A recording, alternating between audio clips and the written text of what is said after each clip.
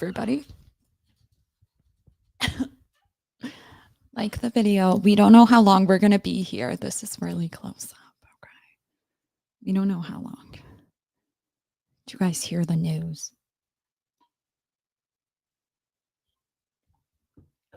I am the most asymmetrical lady ever. Whoa, whoa, whoa. Flip me. Oh no. Thanks, Mom. Like, okay. Is the audio loud enough? It looks fine on my end, but it also looks kind of naked.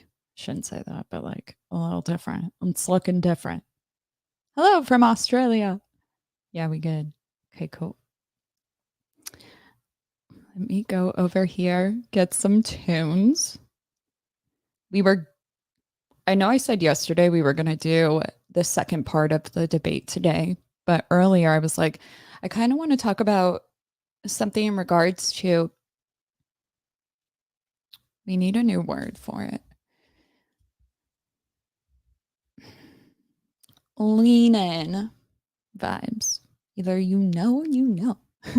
So, Tori, I'm playing it safe. Thin ice. Thin ice. Isn't this the funniest looking thing? Tell me what it reminds you of. I wanted to do a video on obey to your boss, not your husband, but after I just got recent wind of some new developments, we're not going to do that. So, sorry, just trying to snatch my jawline.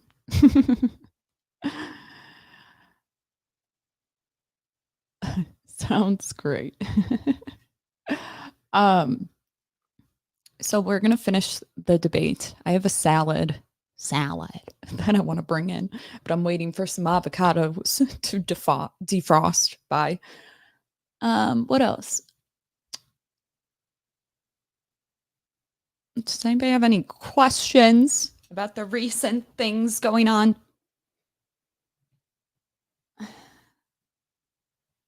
Am I going to go to Rumble? No. Like, no. No, if I don't like Rumble's, I don't know what interface. What do you call that? I don't like it. It's chaotic and I'm already chaotic. I'll go to TikTok. Tori, that's going to be harder. I like a challenge. Anyway, Fresh and Fit have another dating video today too, and it looks like it's a blind date, which sounds fun. I wonder if they got anyone entertaining to be what, like who are the people? Wumble. And it's not to say that those that go there, there's nothing wrong with it. I just personally, as like a viewer, I don't like the layout yet. They're just not up to date. Just being able to be in the chat on the phone, has that changed yet? Can you play it? I think the only thing they had going for them, if they changed it, because I might just have this, I might have just had a dream that they did this, or I said it. I think it was way back a year ago. I was like, if Rumble allowed people to play the video without the screen being on, they would already literally be able to compete with YouTube. And the only people that can do that were YouTube Premium, or is it allowed now? Like I said, this might have been a dream of mine that I said that. Broken email links are the worst part for Rumble right now. My question is why was Rumble the first place to go and not Patreon? Like $1 a month? That's like a competitive membership pricing. Because I don't think, hot take, I don't think this is a freedom of speech issue at all, actually. It's a hot take. I'd be willing to discuss it, but I can play Rumble with the screen closed on my phone in real life right now. Okay, so they have that going for them. And that might sound so small, but that goes into the whole experience because it's how long or how can you how can you keep somebody on the app for a long time even if you're not using the app? How can you keep it going? And that would have been a really fast way to compete. Other issues are, you know, there are moments. Freedom of speech has always been something that has been debated since America's been America. It's been debated for so long. I feel like merch. Um, I just don't see this as a freedom of speech issue personally. Not with the people that I know that have gotten removed. I don't know why they got removed. I'm not a YouTube person, but if I had to step outside and see it objectively, that's probably not what I would have guessed. But in the same breath, you should never be promoting anything that is harmful, that could incite some form of whatever. And people think that that's a recent thing, and I understand why they think that, but it kind of falls under the same category that starts with a T and like September, those vibes. It falls under that. And I don't think people really pay attention to that. I don't know if it falls under it, but it has a lot of the same elements to it. Uh, on this channel, we talk about a lot of different things. I guess it's more whatever's trending in the space, but it could be anything from debates, analysis to looks maxing, getting your shit together. I don't know. I can't really do one thing for a long time. This is probably the longest I've ever done one thing. If you want to even call it one thing, I just don't think that applies. Torshaa. Or like I'd like to think of myself as relaying the message in a way that's palpable and funny. It's not like it's certainly not in favor of one side over the other, obviously, but I don't know. Is it grippy? I don't get paid. I get paid on YouTube. I don't get paid from people.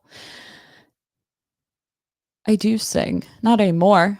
I should. I'm just kidding. Worst case scenario.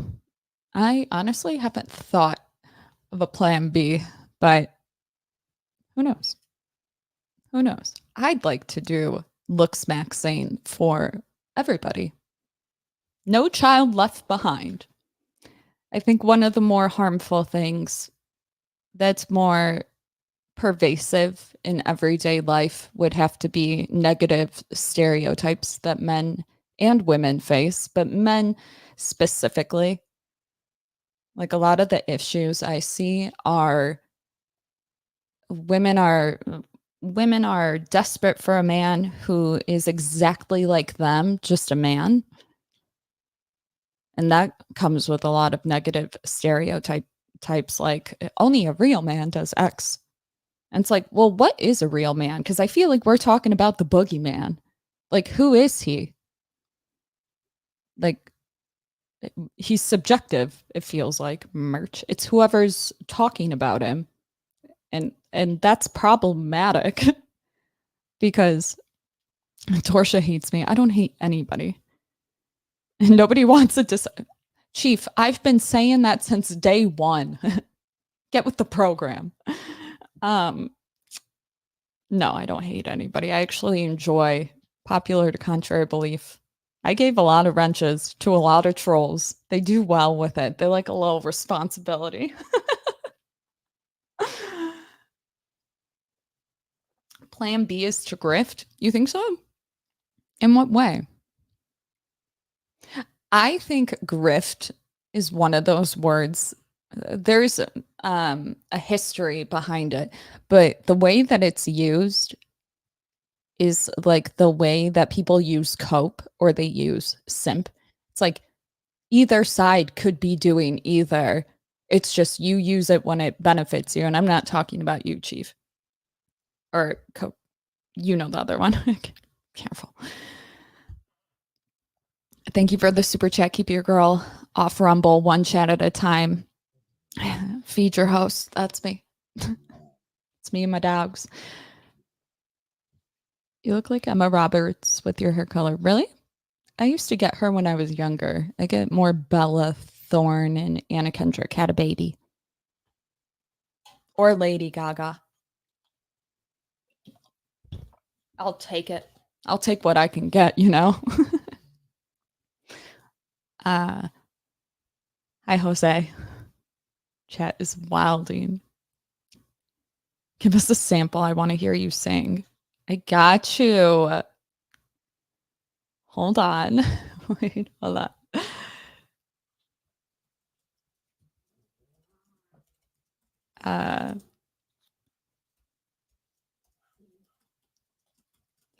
What do you call it?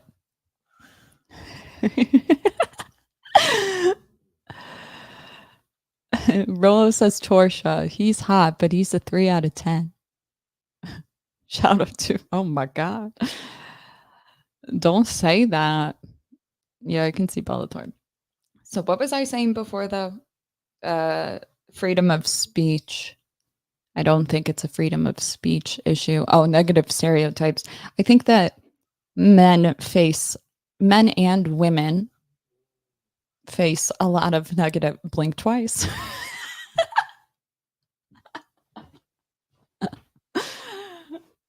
I think both people face negative stereotypes because it's always contingent on whatever the one person that brought it up believes in.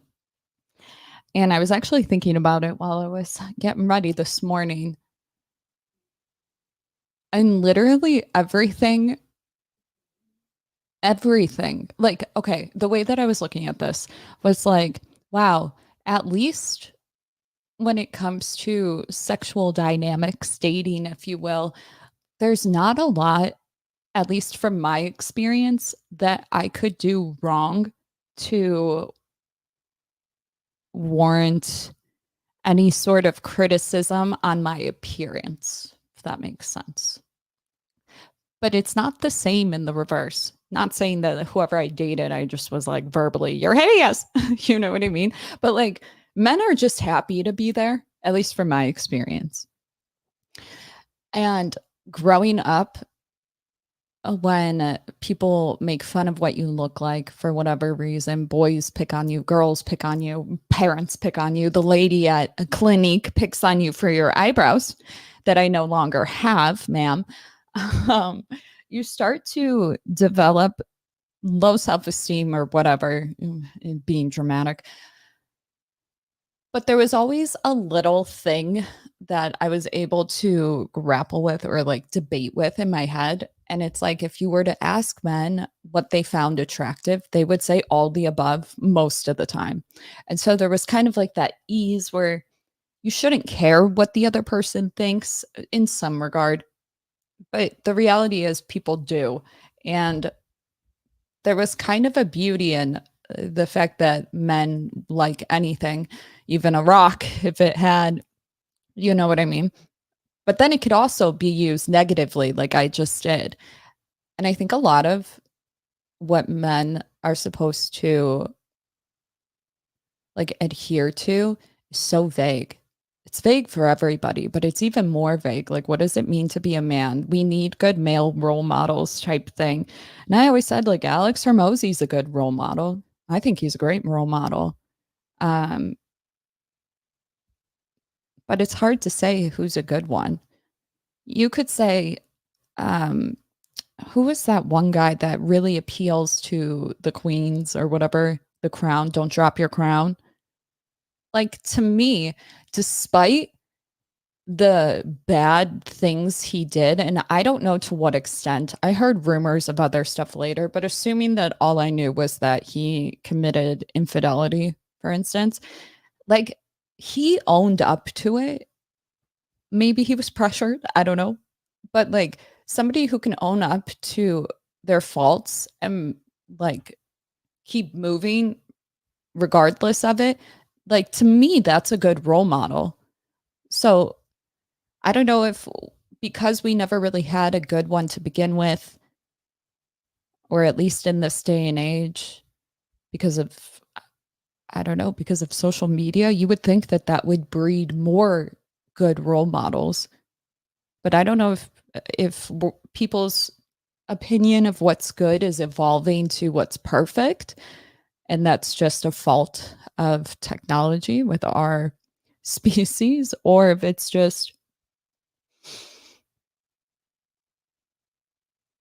because dating is so subjective, and it's more subjective than we give it credit to, that everybody's just going to have an opinion. So because men inherently want to make us happy, they're just going to shape shift into whatever they can to get like approval. I don't know. And I don't mean that in a bad way. I mean that just like biologically or whatever, but I got to watch my word choice.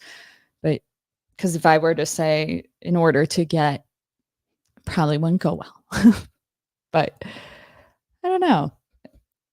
I don't think it's some conspiracy. I think it's just, I think we're just picking up the pieces of what the early 2000s smacked at us, which was the internet. I don't think it's a man problem, and I don't think it's a woman problem, popular to contrary belief.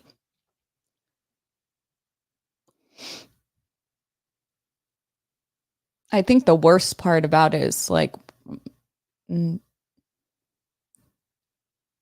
one side is more likely to spill dirty laundry, and one side is not expected to fight back against it. I've been seeing it now, and I'll give you an example. There was a girl that went viral on TikTok.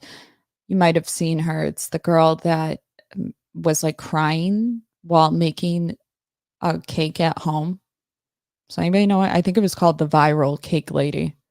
And the caption on the video was something of the sort: when you're a single mom and you have to make the birthday cake yourself, or something like that. And it garnered so much sympathy. So much. And even I, as somebody who's, I'd like to think more on the rational side of things, just knowing my background and shit, not going to go into it, but watching it, I was like, I feel that, but not in the single mom way. Just kind of like when you have to show up and celebrate yourself because who else is going to do it? But like a part of me was like, yeah, that's sad, but what's this? Where are the kids? And that's all I thought about it. I was like, where are your kids? But this would be a great opportunity to make a cake with your kids. You know what I mean? Like as a single mom. And I let it go. And I didn't give any more time to it. And even in my position where I've had men say, like, women might say this, but they might be doing this too. This was my experience. And I just kind of like wrote it off in a way by not giving it, not like I didn't think it, she was, well, you follow me. Anyways, like a couple days later, I tried to search for it again. And then I watched it.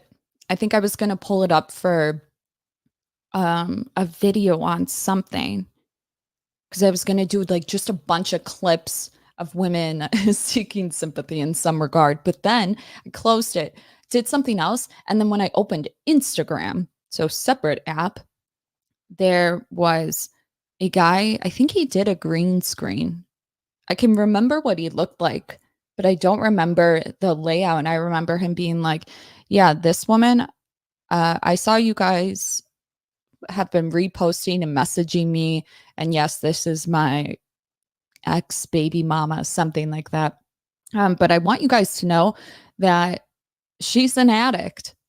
Wasn't an addict. She was something. She does not have custody of the kids, and he showed the documents of how he has full custody. And in order for her to get visitation, it's like on his terms, something less popular. Like we hear about men winning custody, and it is in cases where a lot of times women will have like a severe mental illness, substance abuse. Even the substance abuse though, like I know one lady who got primary custody even though she's an alcoholic. However, she's been sober. She just has to blow on that breathalyzer thing every time she gets in a car for good reason. You don't want to put the kids in danger.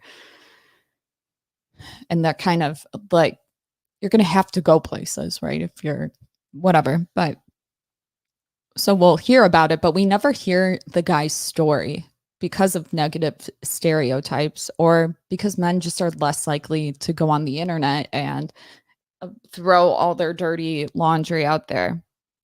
Does that mean women do that? I feel like on it's merch on TikTok is interesting because it's more of a female community. Like if something traumatic happens and you post about it, there's a lot of support there in a time where support is not here for anybody. So, is it attention for men? I think it's attention for girlfriends, if I had to be honest. That's my take. But so, anyways, the guy posted. He's like, posted her mugshot. Just banging mugshot, not gonna lie. You look good. You look good, girl. um, Women trauma dump all the time. Yeah. But TikTok is a predominantly female app. Like it's one thing if we saw it all over YouTube. Like the only reason we do is because of channels like MGTOW channels and stuff will post women from TikTok. But he was like, she does not have custody. Actually, why don't I just play it? Let's find it. Viral cake dad speaks out.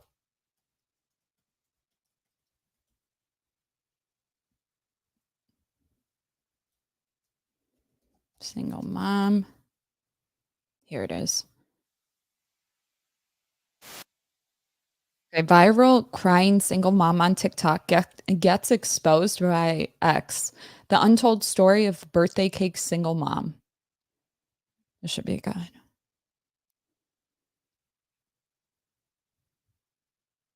I don't know if it has volume though.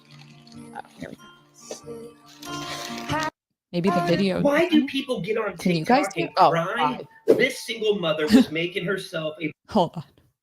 Why do people get on TikTok and cry? That's not going to be what I need. Okay. And then she did another video on it. Oh my God. Hold on. Is this it? Birthday mom, single mom. Dad speaks out. No. Yeah, this is him. A day ago, doesn't he kind of look like Ryan? He kind of looks like Ryan. We're taking this video from Weird in Life. Shout out.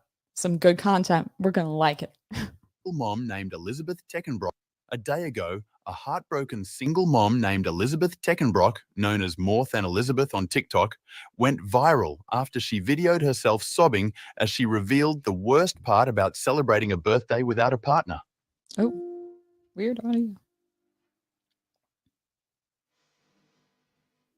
Being a single mom is making your own birthday cake on your birthday so that your babies can feel happy they are singing to you. Where are they, though?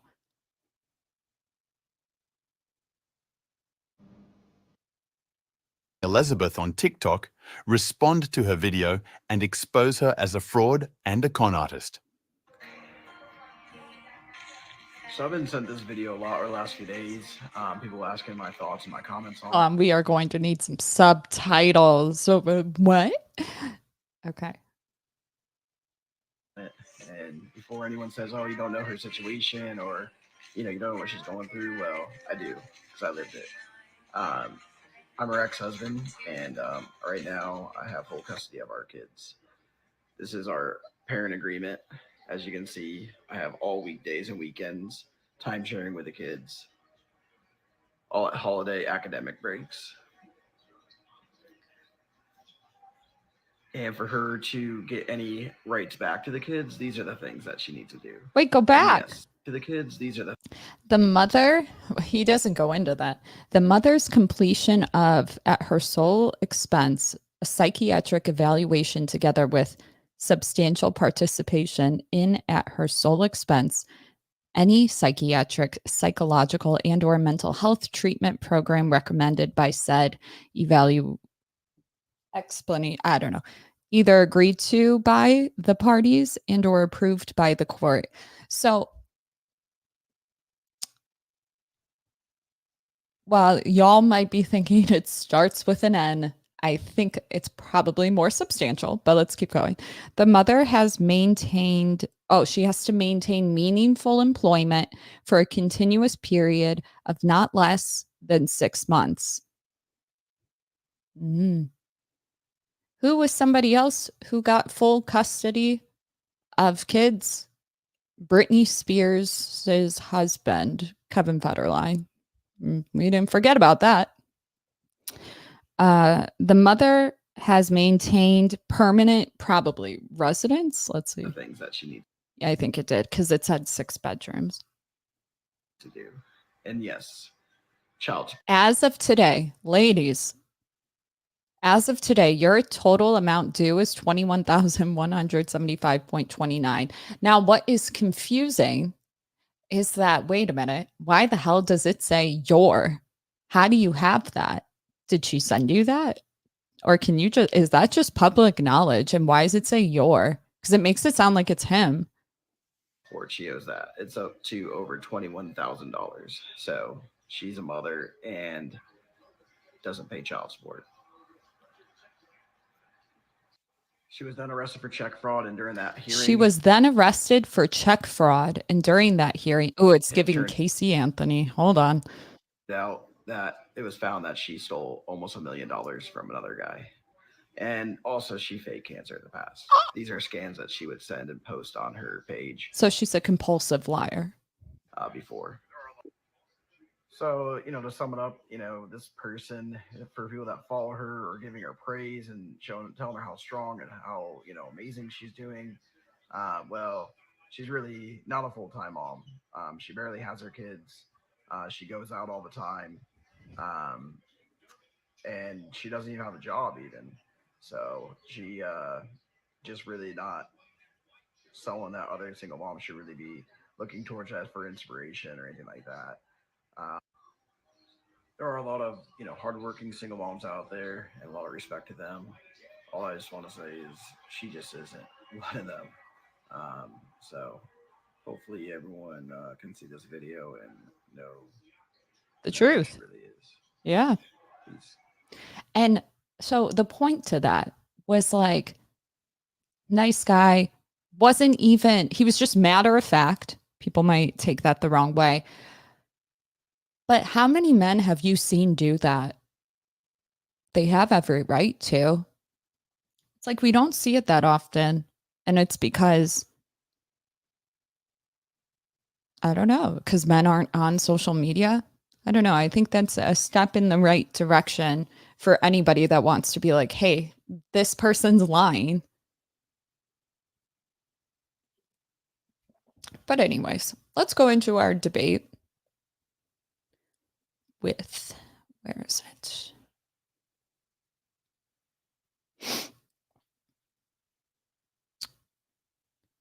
So we covered the first half of it horizontally the other day. It did not do well in the algorithm. It's fine. It's a very interesting debate, though, in my opinion. Both people know how to debate, so it's not like a screaming match. However, there was a protester, which was kind of funny. I don't know if she came back later, though. Maybe. Maybe Batman's here and can tell us. But it's the border wall debate. So I added subtitles and I cleaned up the audio so it was easier to listen to. Moderator for today, I did choose her, so. Okay, let's skip through. Last time we ended when they were in cross-examination, I believe. My welding teacher, who I just remembered, gave me a set of earplugs. And no sense to me to not have the ability to deport them and then to put them in a criminal facility where they're going to serve their sentence and then just release them back into the community. But that happens all the time. As I'll go into later in a few minutes towards the end of my debate, people are hurt by illegal aliens, and then there was no justice. And not only American citizens are hurt by illegal aliens and legal residents, but other illegal aliens are also hurt by illegal aliens. And what happens when somebody with false documentation commits a murder? Well, you can't track them down. There's no fingerprints. There's no records. Yeah. So one of the reasons why I don't use the term undocumented is because false documentation process covered. I don't have to think All your information. We'll do that.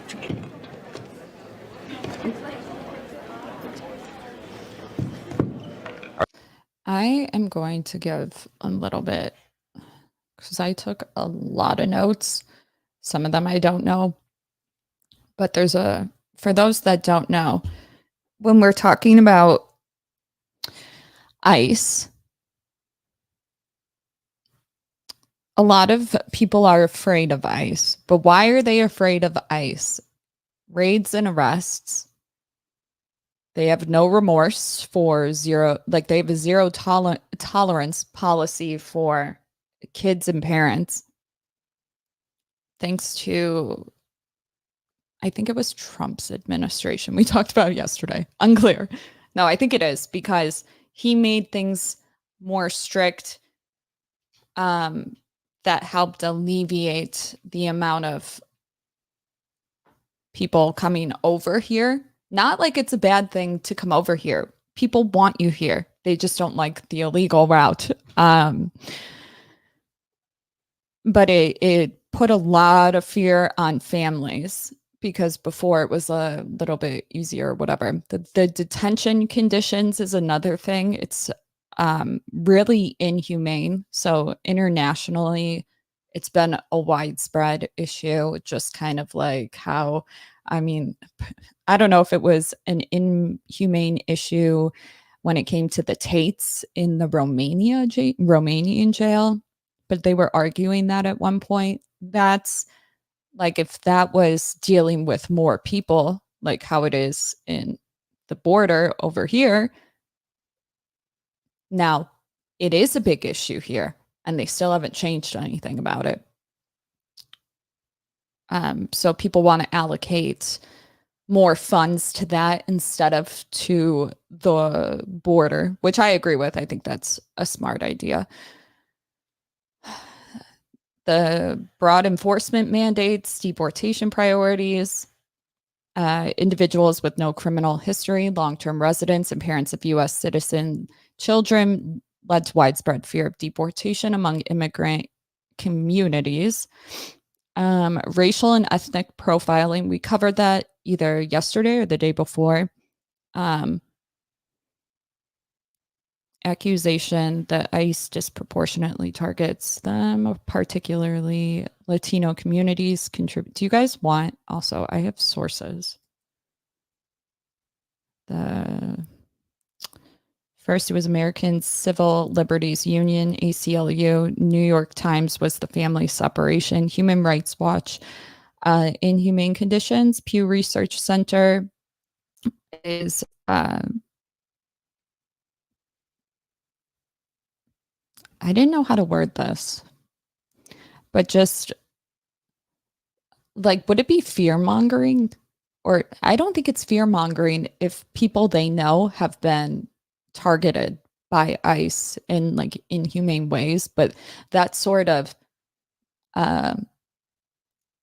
impression of ICE grew and grew and grew because it was happening a lot to the point where people don't feel like they can go to them for anything because they're just going to be so strict and want to take the greatest measures. So that's not good. It keeps people not wanting to be near each other, whatever. Transparency issues, oversight, accountability. We've talked about that extensively. A lot of people that talk about this think that, usually both sides will agree to some capacity that both, or I'm sorry, that ICE, the money that goes to ICE could be better spent. Not, but I mean, I'm sorry, the money that goes to building a wall would be better spent. Well, actually, the money that builds the wall and a lot of the other income actually on them. I don't know if I agree with that. I actually think they probably need more money, but for not the reasons you're thinking. But I think that the way that they allocate the money leads to corruption, like end game in some regard, whatever.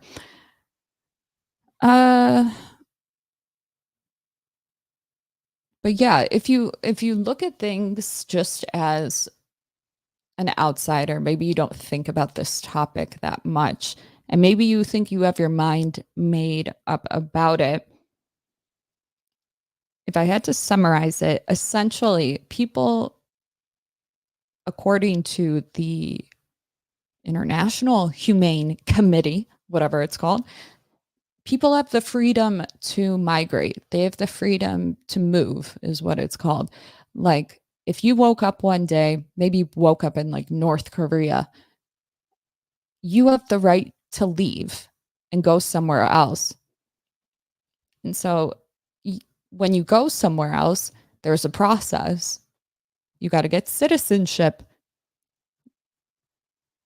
But what if the way to citizenship was more inhumane than staying where you are? The process to gain citizenship should not be taken lightly, but it also shouldn't be taken so it also shouldn't be so difficult to get. People typically want to migrate for, if I had to guess, actually, would be for better work opportunities or for family, first and foremost. Those, I think, are the main reasons. Better life, better whatever, whoever, whether it's for you or it's for a family, everybody has the right to that, in my opinion. I don't think anybody should be handed anything like most people believe, but sometimes certain circumstances, some people need help. So if it takes, it's kind of like a question of what's more humane or who's more inhumane. The ones leaving their country to go to another one, are they entitled, trying to get it a certain way? Like, I think when you first hear about this, it's easy to be like, oh my God, they're so entitled, wanting to, they just do it the illegal route because they don't want to go through the process. And it's not about going through the process. It's about everything that comes with that. They need to update the system because it's so backlogged. I gave the example when I moved to Vegas, like in order to get, you needed multiple work cards is what they call it. And I was a bartender in Chicago. So I had my alcohol licensing, whatever it was called, and then the food handlers one. And in Vegas, if you wanted to work in the casinos, you needed a health card, TAM card, and a sheriff's card. Now, the health card was similar to something we had back home. Same with the TAM card. It's like alcohol and food. They just called it something different. But the sheriff's card, you can only get it at the job. And so you're trying to, and you can only get it at the job, period. Your boss would have to say, yes, they're working here in order for the sheriff's card to be given to you. But how do you compete with all of the applicants that come all over the world? It's not just all over Las Vegas. It's all over. I remember one of the agency ladies was like, for every job you saw was posted an hour ago, they have well surpassed 25,000 applicants for each position, which is crazy to me. Crazy. And one of the things that they implemented was you need, on your resume, you had to have a Nevada address.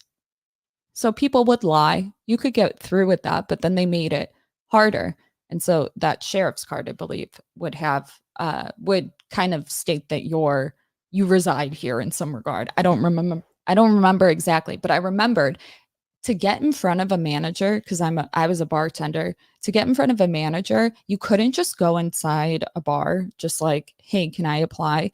It was all online. And so for a lot of people, maybe that's normal for you, but for service workers, at least bartenders and cocktail waitresses, promoters, that's not a thing. You know somebody and you get in, or you know somebody who refers you when they're out of staff. Like we would come in, we call it celebrity bartending or guest bartending. You don't even have to be on somebody's payroll. So I remember I had a resume and I had paid to have it done through Fiverr or something. It was really well done.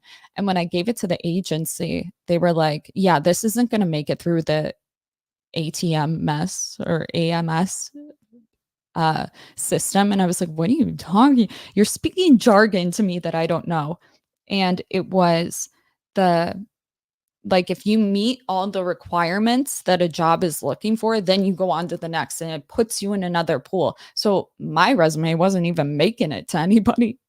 Eventually I just put a resume under my shirt, went to a club, and like right before they opened, or I think it was open because it's 24 hours, but I remember going to the bar and just like ordering like a water bottle with this fucking gaming thing in front of me. I was like, can I speak to your manager? And I remember Jake looked at me just like, because like his job's at stake. Why do you want to talk to a manager? Just, can I talk to him? I remember pulling up my resume, like, you have a nice bar, it would look a lot nicer with me behind it. And boom, I did get the job. But trying to go anywhere else, when I told them I just want to speak to a manager, I got turned away by the door. I was like, what do you mean turn me away? Fuck you. So I ended up going in that way. But anyways, I say all that. There's another part. Oh yeah, when you apply, you have to have a Nevada address. I said that with the sheriff's card, but they won't even put you through that next system if you don't reside here. That's like one of the first disqualifiers, because a lot of people will try to apply to a job while they're still in Arizona, for instance, and they give priority to the ones that actually live there. But in order to get a Nevada address, you needed a job. And so it was a catch-22. So I empathize when it comes to trying to do things the right way. And it was absolutely a bitch. Like, it sounds like I had it easy, and I did not have it easy. I applied for jobs for months. I ended up homeless in my car, but like still. So I understand the difference between me and them, though, is I have citizenship and I can freely be homeless. You know what I mean? I mean, they could too. Granted, I also had my parents I could go back home to, but it's not like what happens when, let's say one person gets through to the border and the other person doesn't. Now what? What if one did it the legal route? Well, I hope you do it the right way, or I hope you do it, get approved or whatever, because if not, then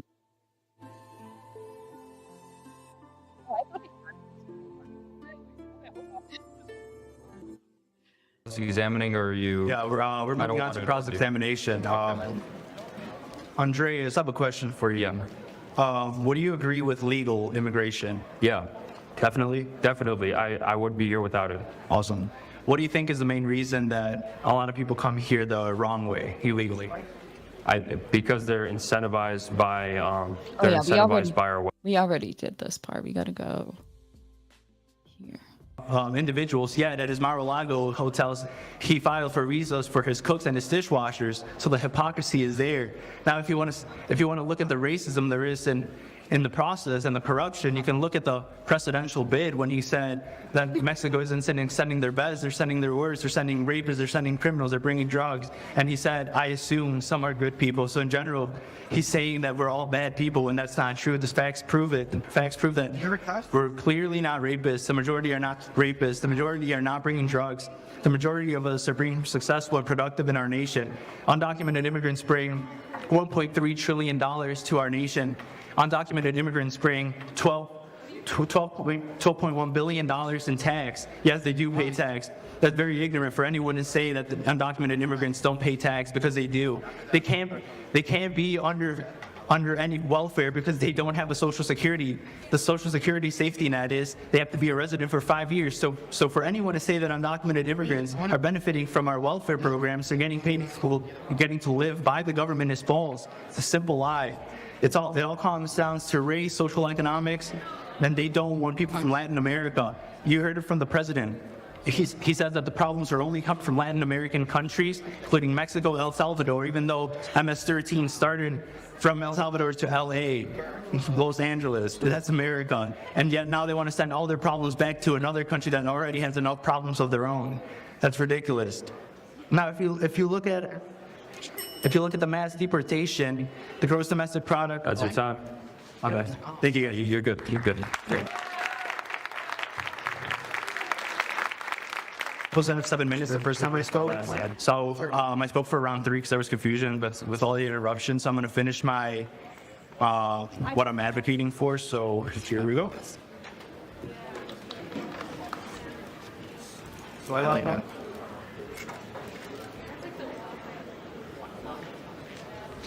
Sure.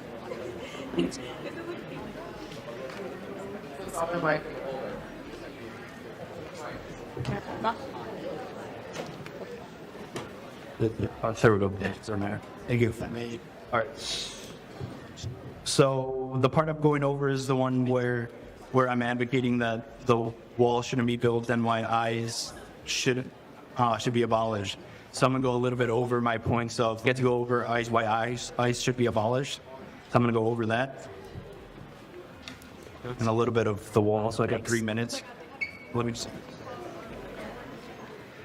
So I left off saying the math is easy and it doesn't lie. That if undocumented immigrants crossing the border is significantly lower, and the current data shows that most immigrants are coming through overstay visas, and more people are going back to Mexico rather than coming. Well, it's not only a misuse of money, but not efficient for the current flow of undocumented immigrants. And that, Andreas, you could turn a blind eye, but in the end, the fact shows us that the wall is impractical and an incompetent attempt at solving the flow of undocumented immigrants. In addition to a Gallup poll stating that 60% of Americans are against building the wall. Moving forward with ICE, I believe that it's our responsibility to abolish it. ICE always says they target criminals because they're the ones running the country, but the category increasing in apprehensions are the ones of non-criminal arrest. In 2017, according to the data from Immigration and Customs Enforcement, the number of non-criminal arrests increased to 10,934, doubling for previous years. Therefore, one could say that ICE isn't focusing on those dangerous criminals as they tend to portray undocumented immigrants as. In addition to that, according to the official Homeland Security website, it states that the annual budget of ICE is approximately $6 billion. And in the 2018 budget, the Environmental Protection Agency's budget went down 31%, while the budget for ICE went up 10%. Now, if we look at the year 2017, the Pew Research Center states that under Obama, as conservatives always love to brag, Obama deported a lot of people. A total of 143,470 undocumented immigrants were apprehended by ICE. And doing the math, that would mean that for every apprehension ICE made, they used approximately $42,000. Like, I just want to say something that I've been thinking about. With the birth rates being so low, like the only reason we don't feel that is because of immigrants. Like, I don't think people understand how, like, how much of a, like, how necessary it is to have immigrants so that I don't have to have babies. I'm just kidding. But, like, you know what I mean? Like, if we got rid of immigrants, you would absolutely see the economy go down. For a long time, I don't know. I'm not that knowledgeable about it, but I think we would actually be feeling it worse than we already are. basing my calculations off the 6 And quite honestly, every country is going through this. So if anybody's going to take them in, come here. Come here. It's like, well, I don't know. billion budget they get a year. I don't know about you, but I think it would be a lot more beneficial to use those $6 billion for 143,470 small businesses and give each one $42,000. And simple economics would show us that our economy would thrive if we did anything like that. With those $6 billion, instead of using it in a program like ICE, which was mandated through an executive order back in March of 2003, it's not voted by the people or Congress to prevent acts of terrorism, we could use that money to create time-efficient application processing with better vetting systems, so people won't lose their visas and overstay. Also, we need to have mandatory biometric measures. You're like, Tori, what the hell? We talked about that on the last video, but essentially, like, why is it that we have these biometric finger scanners for jobs, but we don't have them for other jobs? Like, it doesn't even have to be for jobs, but I think, you know how many murders we could solve by having people's... I'm just kidding. We don't want that. Not because we want murderers, for instance, to get away. It has nothing. It's our right to privacy. But I think until you get citizenship, I think it should be kind of like going to jail, but not really. But you have to get let out. I'm just kidding. It's fucked up. Is that inhumane? Probably. Probably. But this idea that we don't need immigrants is wild to me. Like, people that say that are usually probably saying some, yeah, you know what I mean. Unless you're talking about this and you're an economist or you work in finance and you actually understand when they say immigrants who put in, what do you say, 12.2 billion, they don't realize that when it's divided amongst the workers, it only equates to 1,200 as opposed to your average American who is paying like 6,600. There's a difference. Because now I gave the example of what happens when you pool tips. Pooling tips is dope. It actually is, because you can end up making more money. And actually, some places will, everybody's working, put all your tips together, and then they divvy it up against amongst all the people that were serving, bartending, whatever. However, when I worked union, and I think this would be a better thing, but I don't know how it would translate into like real world corporate, but essentially what I would do was I would add up all the tips, and then those that opened, so I would work a double and then go to my nightclub job. Crazy. So I would get there at 9, work until 3 to 11, 12, and 2, 3. I would work 7, 8. No, it was like 8 hours. About 8 hours. And then let's say we had 4 girls that came in at 4 or 5 o'clock and they worked until, or wait, that's when we would get off. Let's say we had girls coming in every 2 hours till the closing shift. So like the person that was there for the longest time, me, 8 hours plus, and then you have a girl came for 3 hours, 3 plus 3 plus 2 plus 1.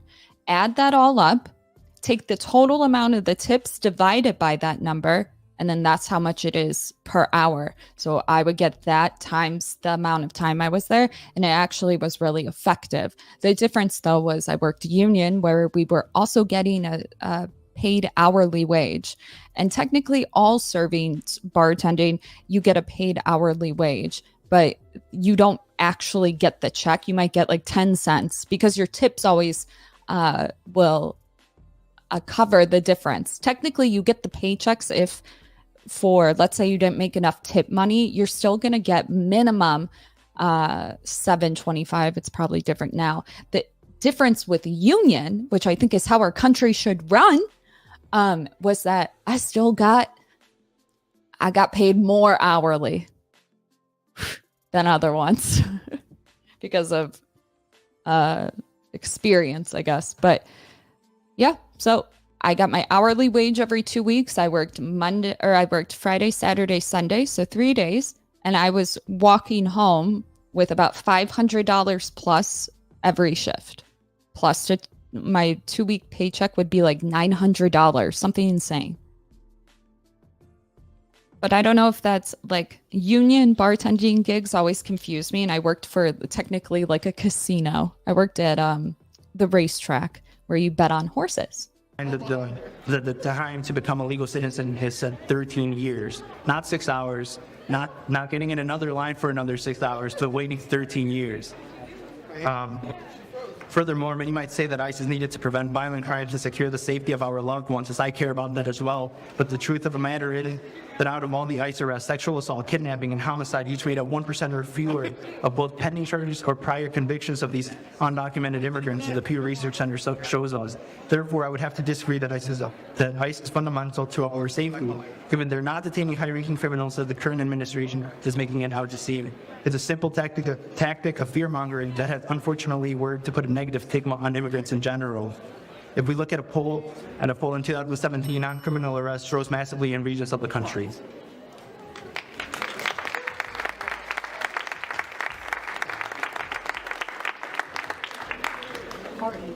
I'm actually gonna be remain seated. I don't know how much time I have left. 4 minutes. All right. I think you out first. Be one sec. John.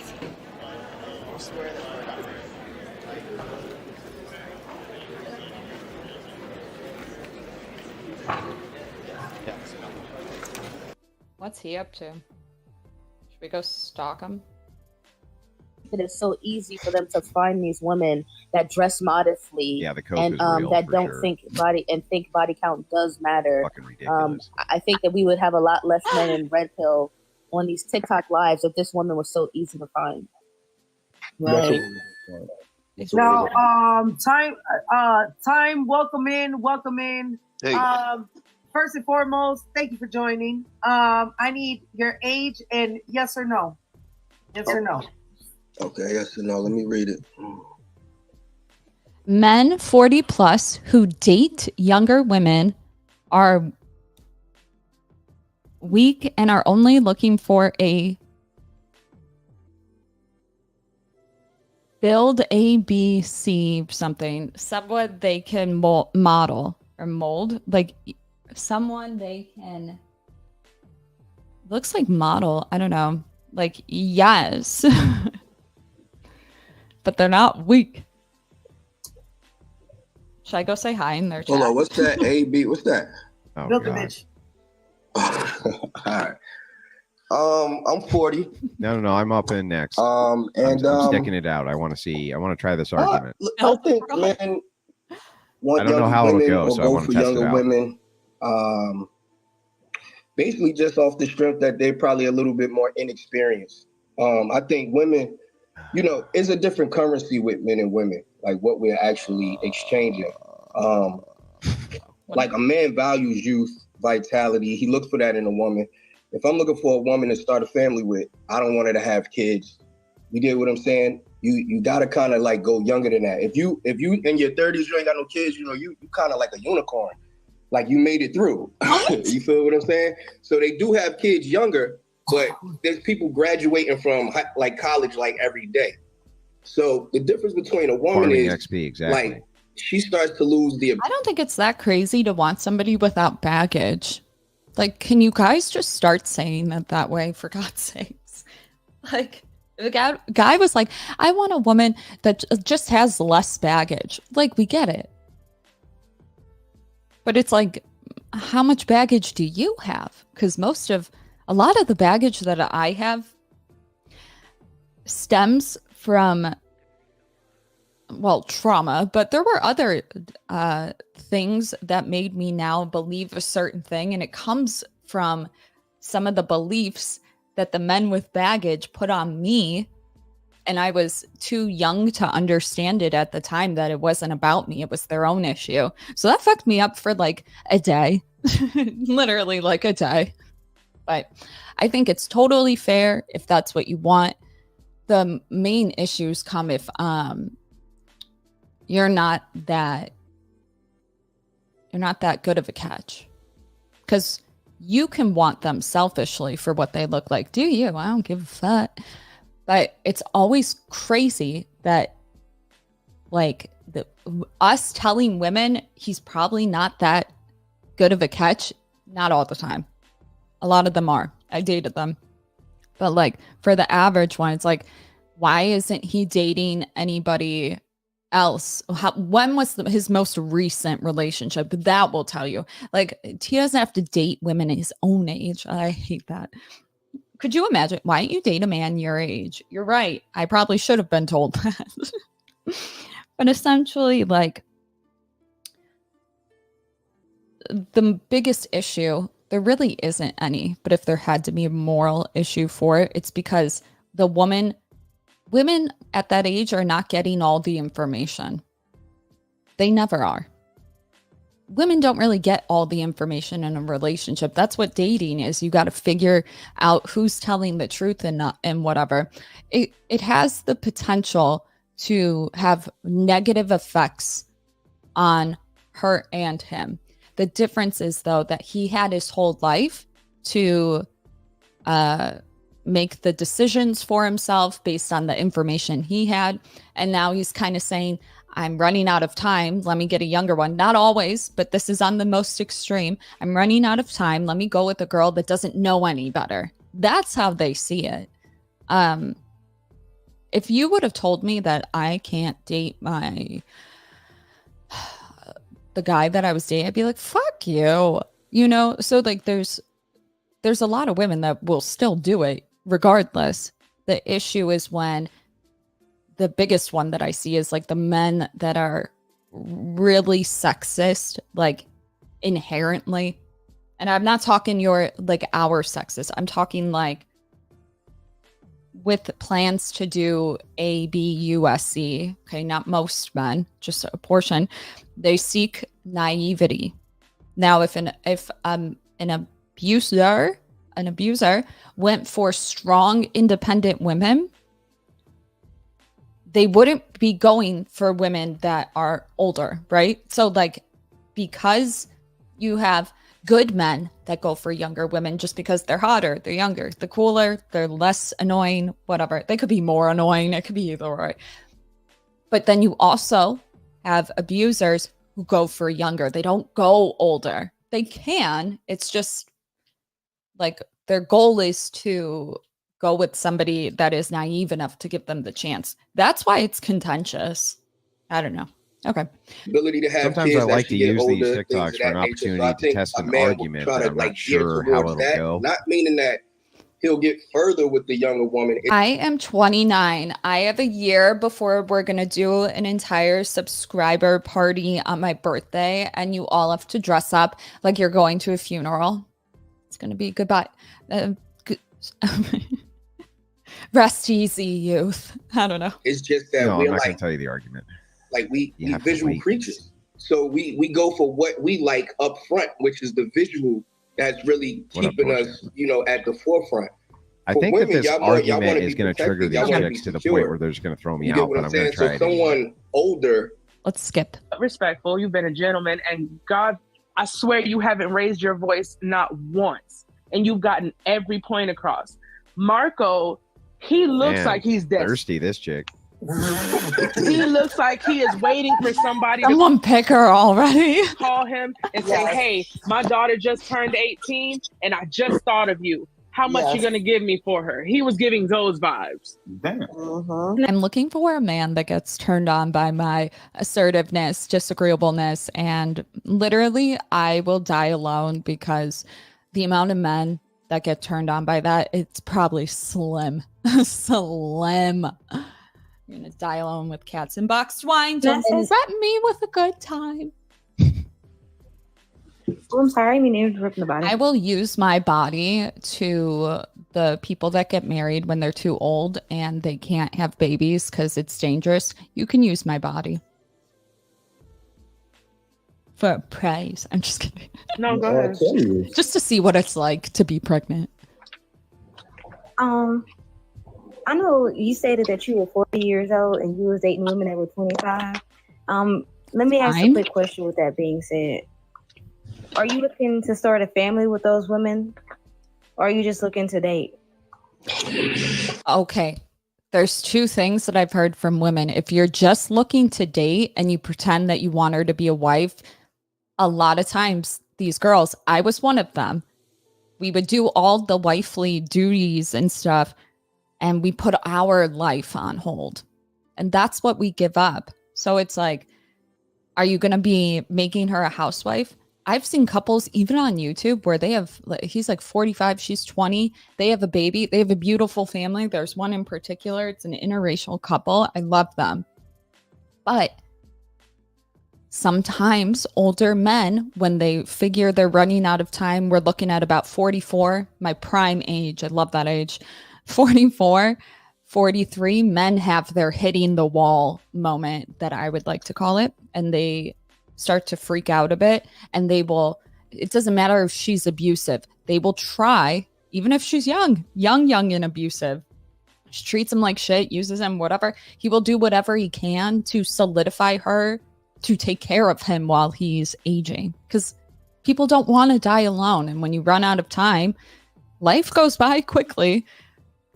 Then they're like, I can have kids with this one. Well, let's say that she didn't want kids, or she wasn't sure yet.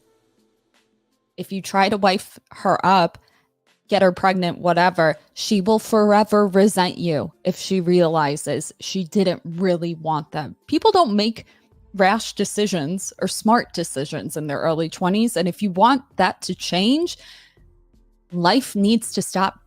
Like, the world needs to be more affordable, for one, to live in, because we incentivize young adults to be children quite longer, or a lot longer, because it's so hard to be thrown out into the world, make a good living wage to just survive. So the other part of that is, like, women really like move backwards for men, and a lot of men don't see the sacrifice to what they wanted to do as a sacrifice. They just see women happy with the baby. You know, she maybe didn't want kids, now she loves having kids. They see, and they're like, that seems like a positive outcome. But what they don't see is like the bad stuff behind it, until it starts to explode and y'all aren't fucking. Okay, now y'all hate each other.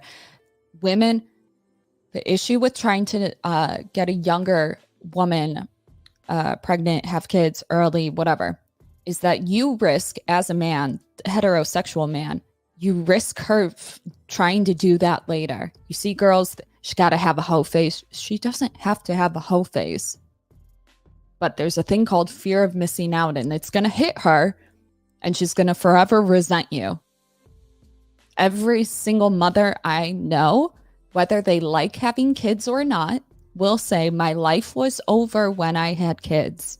Or, I don't remember my life before kids. That's if they're more positive about it. But the reality is that when you have kids, it's no longer about you. Well, Tori, that's selfish. Well, then why do men have their autonomy? How is that okay? It's not about, I'm just trying to have the most fun. It's about fulfillment. It's about, like, if you want a fulfilling life, you feel like you have to work for something. You could have always had kids. Yeah, there's a clock, but like, that doesn't necessarily fulfill the personhood in the same way. Now, I know a lot of moms that are like, I didn't know who I was until I had kids, and that's fucking awesome. And I hope that is me. Like, I hope I hate this version of me if I even go that route. All I'm saying is she has to make that decision. She can't make it in spite of you. She can, but then you're gonna feel it. You're gonna feel the repercussions. It's gonna be a dry bedroom. And guess what? She's probably gonna cheat and go to Chad. Do they always cheat? No. But I don't know what's worse, being cheated on once and breaking up, or being miserable and have the marriage go south for years. For years. Like, I don't know which one is worse.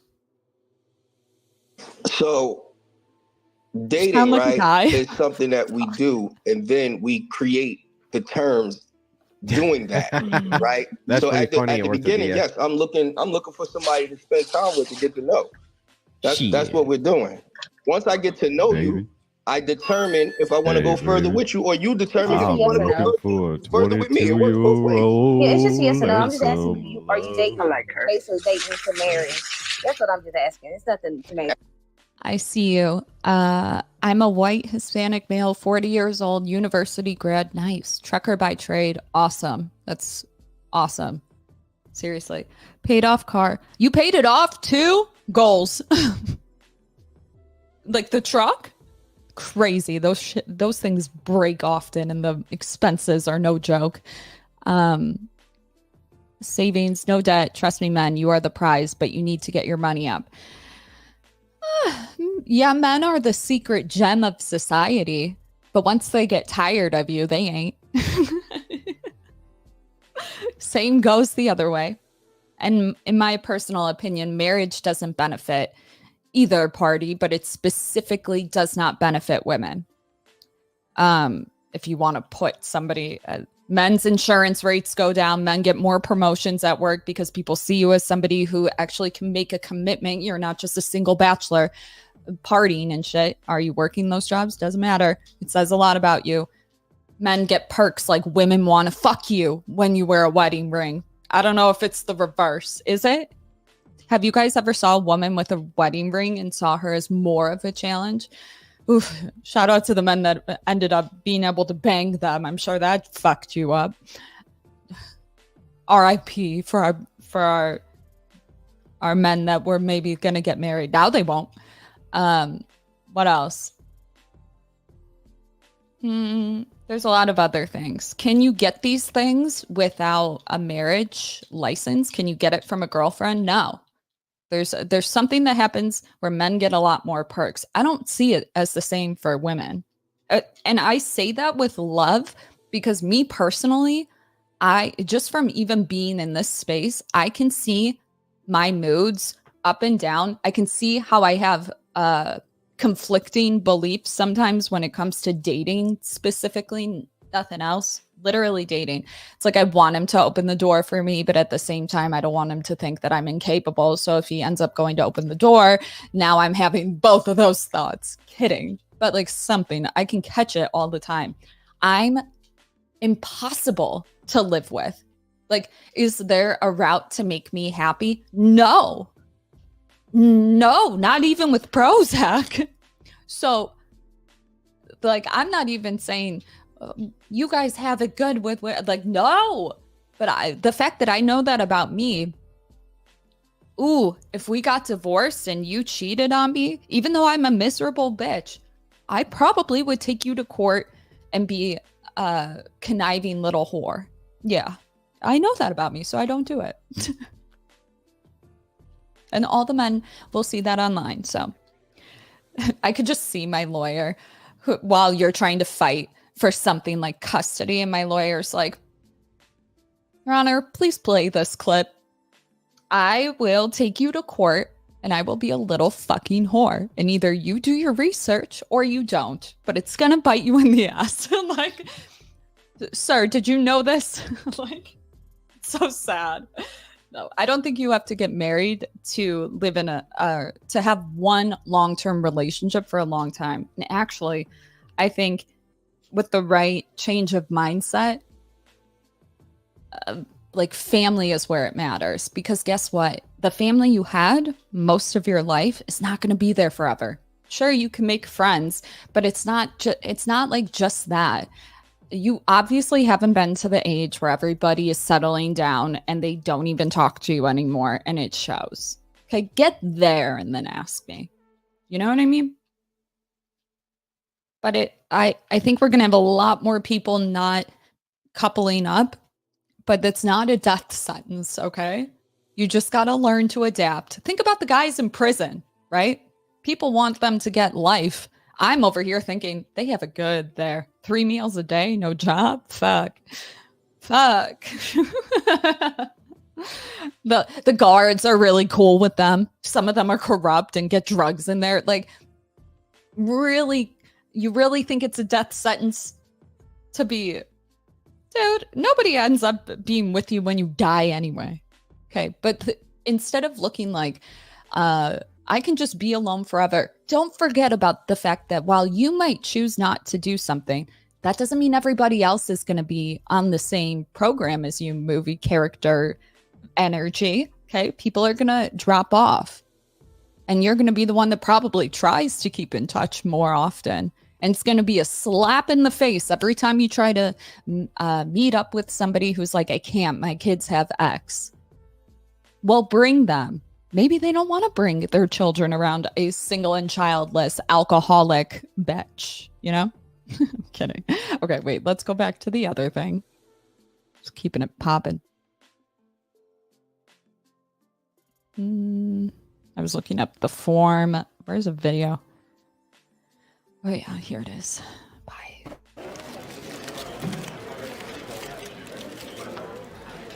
You would say. It's kind of a bloodline ending, though, in some circumstances. Well, Cody, I hate to be the bearer of some newsflash. Women have been ending their bloodline in a way for centuries in regards to changing their last name. I'm all for it, though. Whoever has a better last name should be the one that gets the last name to be the main one. No, I'm just kidding. Is it like your bloodline is ending? Sure. But your legacy shouldn't be about how many kids you were able to pass on. Your legacy should be how much you've done for others while you were here. Your legacy should be how much, like I always think success comes from the other side of service. Your legacy is you. It's not your kids. It's not your family. It's you. So what are you going to do about it?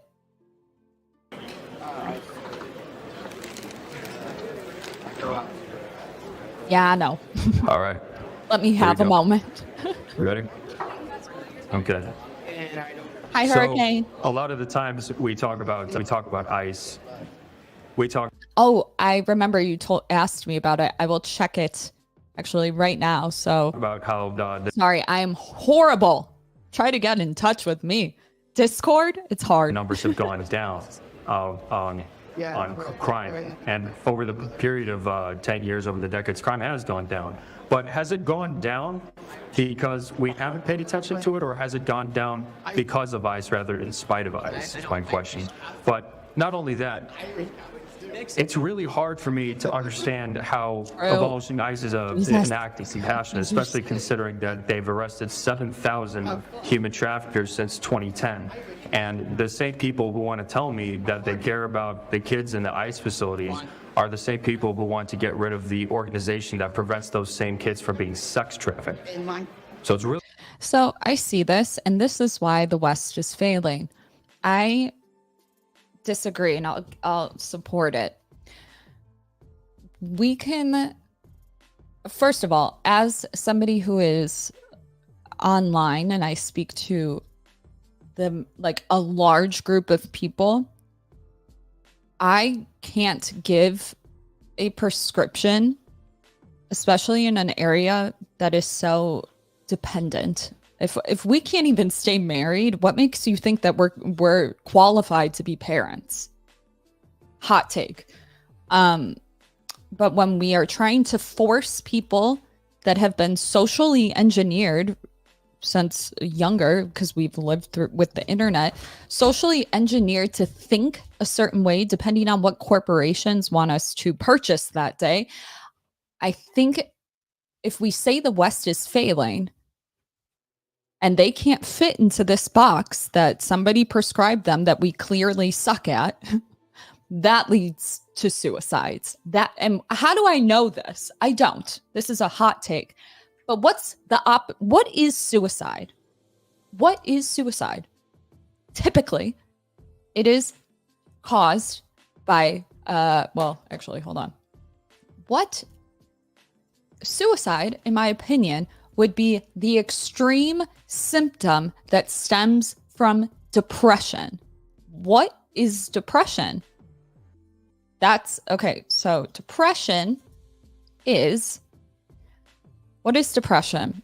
Depression is a common mental disorder that can affect a person's thoughts, feelings, behavior, and sense of well-being. It can cause a depressed mood, loss of interest in activities, and poor concentration. We know that men, because they use more lethal weapons or lethal ways of ending their own life, are at a 3 times increase of suicide. I've read studies that it happens to men after the age of 30. I've heard different people say because of divorce. I've heard it was like lonely men over 80.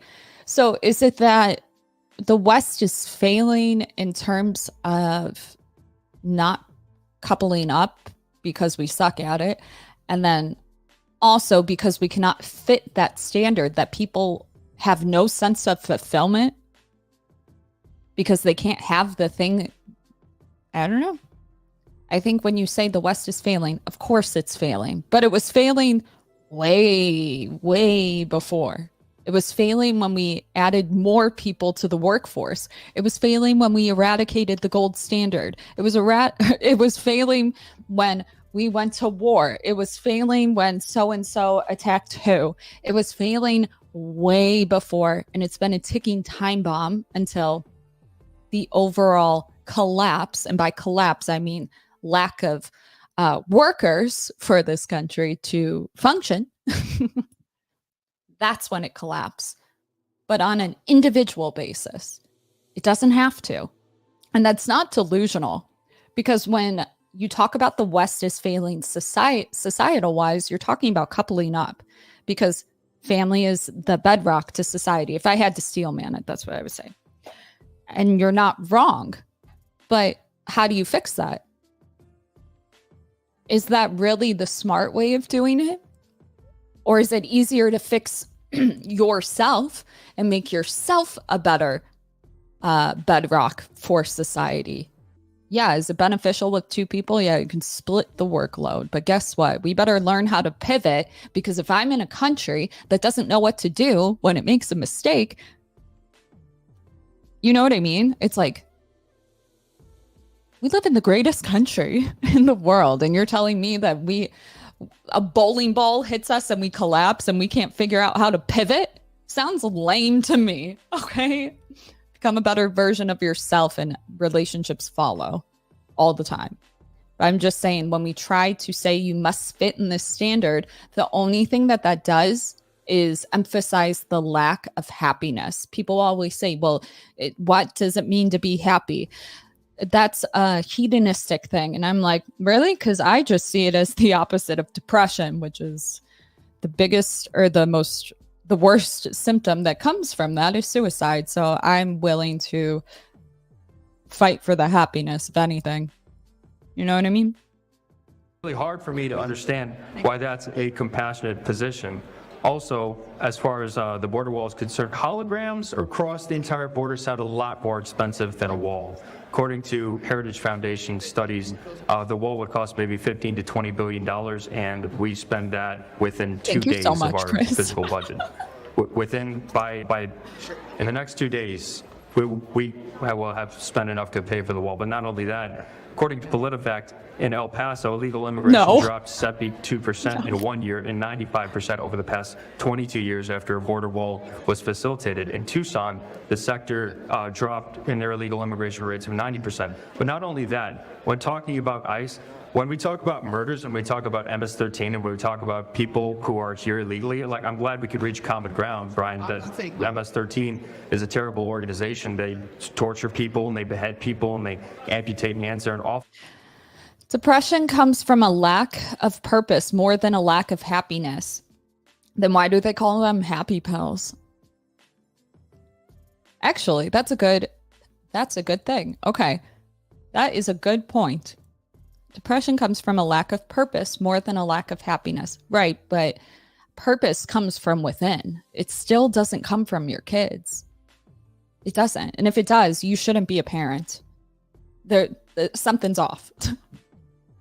Like, one of the reasons that I don't want to have kids is because I don't think that I can I know that I can't handle it. And I will forever be resentful. I could still be a great mom. I could still show up all the time. But just because I resent them, would you rather a parent, like, wanting kids is only half the battle. But I'm sure you all can conceptualize, or maybe you already have personally, what it's like when the parent doesn't like kids or doesn't. You know how many times I heard my mother say, I wish I never had kids? Shit, mom. To me too. Fuck. It's like, I would have rather had a parent that really wanted kids. Well, yeah, we would all want that. But like fucked up. Maybe she didn't show up all the time, but at least she liked me. You know what I mean? It's like, what does it really even mean then? Like, to be fulfilled? Fulfilled to me is to be happy with I am, regardless of my job, regardless of my job, regardless of my circumstances. Like, if I had nothing that makes me Tori, that everybody else knows it, do I wake up and still like myself? Because you can be handed a lot of shitty circumstances, but you can like yourself and be able to pivot really well. So I don't know. I think depression builds character. Organization, but if we abolish ICE, we won't be able to deport any of those people, and eventually what will end up happening is they'll just be released back into society. To talk about illegal immigration, every single crime that is committed by an illegal immigrant is a crime that should never have occurred. It is a crime. This is Kate Steinle. Kate Steinle was a... Do you ever look at couples that have kids that are such... they're such good parents, and you know they're good parents. They want to be there, and that's shit. But do you ever just think, I think that couple should go on a weekend and do shrimps together? You know how many marriages we would save? It's like they like the... Well, that was a bad example. I'm talking about... I shouldn't talk about the parents that are good parents. Let's talk about the couples that hate each other. You know how... I don't condone drugs, okay? I don't, but sometimes you look like you could use a drink. Beautiful 32-year-old woman. She was here in the United States. She was shot by an illegal immigrant who was deported 5 times. Also, here's another question, because we're talking about people having kids, what's your legacy, fulfillment, how the West is failing. If I know that I have a 40% chance or higher of passing down a schizophrenia, and then my baby daddy, husband, whatever, also has the same thing, what's more immoral? Having the kid despite that? Some might say, well, that's eugenics.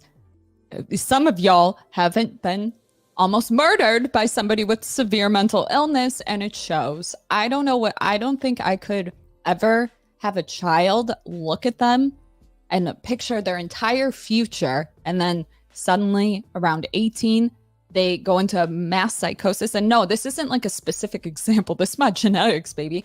I don't think I would survive it again. I really don't. And I don't think that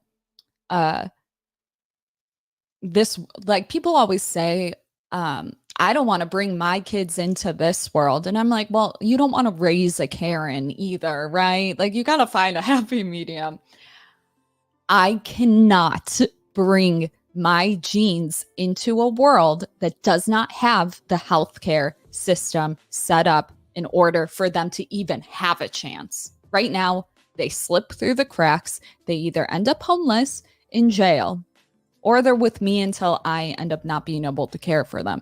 And no, that's not an exaggeration. So actually, I think I'm doing something that is more selfless by not having kids. Because let's be honest, most people want them, and most people will have them, even when they say they don't want to. I, like, at 21, I was like, I can't. And everybody thought I'd be the first one to do it. And yet, at the same time, he was let off scot-free. He wasn't even charged for manslaughter. This is Drew Rosenberg. Ew. Drew Rosenberg was a 32-year-old lawyer student. And one day, when he was biking, an illegal immigrant ran him over with his car. He not only did not stop for help, he backed over his ribs, cracking them and crushing them, Oh my driving God. over him a second time. Then he sped forward, crushing his ribs a third time, driving him over a third time. It was let off. This is Ooh. Danielle and Caldera. This happened last month. Ooh, it looks like Andrew's debating somebody on TikTok. You got it, and let's do it. Or switch it. Create women in, you know, going off the limb, breaking windows. I'm just saying realistically. What did he walk the into? toxicity that is created. I'm not saying all women, but there's some loony bins out there. And then you wonder, like, yeah, what the fuck? Well, you gave it a D, and you told her that you were dating with a purpose, but you just wanted to play. Do you see what I'm saying? That's what I'm How saying. the narrative changes. Yeah, I think Because they're- I think when you lie, How about you just not fuck them? You guys realize that men would have no choice but to act right. And by act right, I mean, if you want to stop getting fooled into the bedroom and you really want marriage, stop fucking them. It's like literally that easy. Well, Tori, I get horny. You're lying. No, you don't. to anybody, Just like like the when you attention. mistreat them and they Just like the attention. make choices based off of Wait, why does the she look so funny when she sits down? lie that you told, they're under manipulation, right? So once they find out it's a lie, that's why it's so catastrophic, because they wouldn't have did that otherwise. But if you tell them up front, they have now something to take back and decipher from all the experiences they have had with men. I love when men in the comments are like, you know, you're chaotic. At least you're honest. And it's like, yeah, tell that to the guy down the line who has to deal with, I'm your future ex-wife. I'm a miserable To bitch. say, hey, at least this person is being honest, so I'm not going to get my feelings too wrapped up. And if I do, I'm going to just back out. But I am attracted enough that I want to spend time with this person. The fuck? There was It's an just a open grown-up box. Let me decision. in. You get what I'm saying? It's Let's all see a if risk. he on ended both. up getting in. To be disrespectful. Oh, shit. Like his first statement was, "You women, you older women are jealous because Is that tree? of the younger Nah, he women." didn't That's say not you- what he he didn't say said. lady, Listen to me. lady. He Listen to didn't me. say that. I was listening. Listen, guys, please. Hi, I haven't actually heard a real moral argument against an age gap So relationship. cool. So all I can ever get out of the women that I talk to is ick. They just think it's icky, which is fine. You can think it's just icky, but that's not. I gave an example. But really, the counter would just be like, so should we infantilize women? It's like, no, that's probably not good either. But the issue is that it goes into consent. And you're like, Tori, but they're over the age of 18. Yeah. Leave. But it is, if I had to put it under anything, it's a consent thing. And the reason that I will term it this is because something that a lot of people don't know is there is a term for somebody who you either get involved with and you're given a certain amount of information and then you end up dating them, sleeping with them, marrying them, and then you find out that that wasn't true. That is fraud. And that is a thing. And so, and I say this about men too, like women that plan on cheating by sleeping with this guy who thinks that you've been single. Maybe you have an STD and you decide to not disclose it. Or let's say that you, I've given other examples that are more, that fit more. And it's like let's do body count. Okay. Let's do this because this is a common thing that happens to men. And that's part of the reason why the red pill space on Reddit even exists. Men find out that the woman they married ended up having a gangbang or sleeping with a bunch of dudes in high school. And they had discussed their body count, but she lied. And then it comes out later, whether he finds a video, whatever it is, he finds out. You took his ability to make informed and proper consent about marrying you away when you lied. The same is true in the reverse. So there's a higher risk when you have somebody that is in a more position of authority, not men specifically, just somebody in a position of authority that when you do that with XYZ, and it turns out it only takes a couple of years for her to be like, the only reason I made that decision was because I wanted to be with this guy and not because it's truly what you inherently wanted yourself. See, we like to say that women are entitled, but women have been servers forever for other people but themselves. And the way I can prove this is because guess what? Feminism fought for the right to vote and to work. And guess what? They're still, what? Serving somebody? Yeah, their boss. Okay. It's like an inevitable circle and rat's race into what? You're always serving. Like you literally say you don't want to be in leadership roles by proving or by doing the right to vote so you can work. Obviously, that's a dramatic example, but it states the point. I think there's a special place in hell, as somebody that doesn't even believe in good or evil, for women who sleep with young boys, because that's what they are. Let's keep it, and this is prior to 18, right? There's a special place in hell for the ones that groom men during a time where most girls don't want them, right? Because girls go a little bit older. You give them everything that you know they're not getting from the girls around their age. And why are you doing that? I personally think older women and younger men can work when you got 2 years. 2 years is good. In that, and yeah, maybe it's a double standard when it's in the reverse, but I'm sorry. Okay. Women mature faster than men, so going too old, whatever. However, women have more of a biological reason to go for younger men that are 18, 19. That's when a man is at his sexual peak. And a woman's sexual peak is after the age of 29, 30, 31. So when we think about age gaps, to me, it makes more biological sense for a woman to be with a younger boy. However, why is it that we can see when an older woman sleeps with a young boy in his teens, why is it so obvious to see how predatory in nature that is? But then there's also that, like, well, at least he got laid. Another double standard that is so wrong. And like, side note, when you teach that to boys, they're going to grow up thinking that they wanted it. I wonder what can go wrong. That's a lot of therapy when you think that you asked for it. Believe me, that's why you see a lot of girls talk about whenever you see them triggered, it's, I look like I asked for it. It leads down to a lot of issues, not just with girls, but with boys. So why is it that we can see how predatory, at least in this space, it is when an older woman preys on a teenager? If you can get rid of all the shit that you've been programmed to believe about how men are just sex craved all the time, you'd agree with me. But the only reason why a lot don't want to is because despite what I say, the reality is that stereotype still exists. And it's still cool to fuck her, right? There's so much wrong with it. Like, if this has happened to you, I encourage you to go to therapy. Tori, don't send boys to therapy. Get a male coach, okay? Whatever makes you feel better. But you got a lot to unpack. Because why is it that every single man I know who has fucked older women when they were a teenage boy always gone on to have a really sexual past? And I'm talking like sexual hoe phase during their entire 20s.